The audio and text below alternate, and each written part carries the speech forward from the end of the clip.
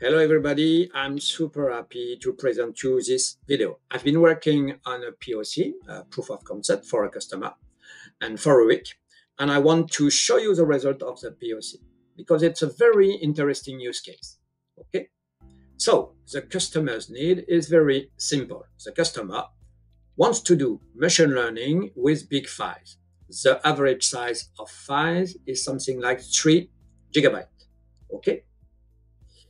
And then, after the calculation of the machine learning, the result should be sent to a database. Okay. So, in this architecture, the first OCI cloud service that we want to use is OCI Object Storage, a bucket, because this is the service to store very big files. As you see, okay. In this service, each time we put a file in a bucket, we can emit an event. Then this event, okay, can be trapped by a rule, okay, and we create a rule here. Each time we have an event object create in my compartment, in my bucket, I can then call a function. This function, called bucket sniffer, is here.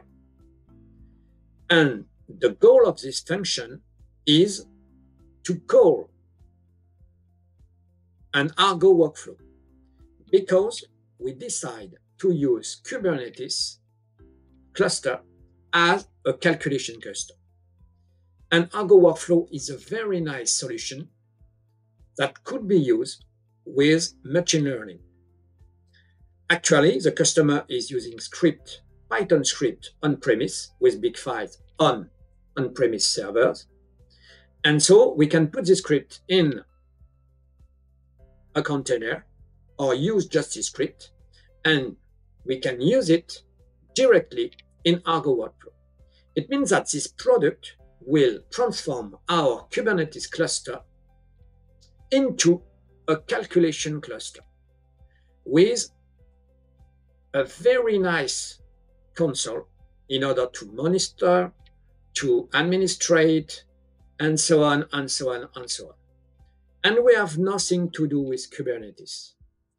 And the nice thing is that with an OCI cluster, a Kubernetes cluster on OCI, we can use as many as VM as we want to run the pods. And so we have no limit of duration for the calculation, and we have no limit of CPU and memory to do the calculation. Okay. So this function will call an Argo workflow using REST API. If I'm looking to the REST API, you can see I can call the REST API of my Argo workflow cluster, and I give a JSON file to describe the workflow. Here you can see in the workflow, I will use an image, this image, okay. I did this image and I put it on OCI container registry. And this image can take a parameter, the name of the file, and can do the calculation. Okay. So very simple. Then at the end of the calculation, I will send the result to an Autonomous DB, and I will use two REST API. Here, directly, we can use a REST API with Soda on Autonomous DB to send the JSON result directly in an Autonomous JSON database. Okay, so let's go for the demonstration. In the first time, I'm going to upload 5 files to the bucket. Okay, so let's go. 5 different files. I'm using OCI CLI to upload the file in the bucket. You know, it's very fast. This part is for the 1 gigabyte file, As you see, OCI is able to split the file into, for example, for the 3 GB file, into 23 parts for a parallel upload. So it's very, very fast.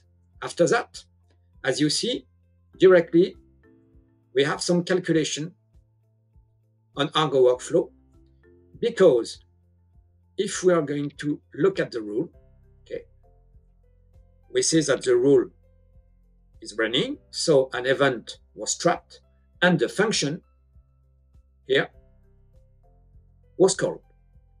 Then the function called the Argo Workflow, okay, and the Argo Workflow is doing the calculation on the file.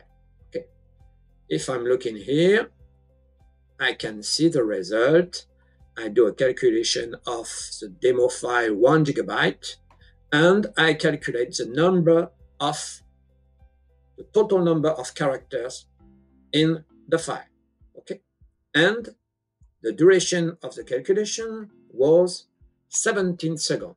So very simple, very powerful. The last one is for the biggest file. So the biggest file, it's on, okay, the biggest file is finished, the 3 GB file, and the calculation, okay, was done in 43 seconds. Okay, if I'm going to Autonomous database here, I have the calculation table.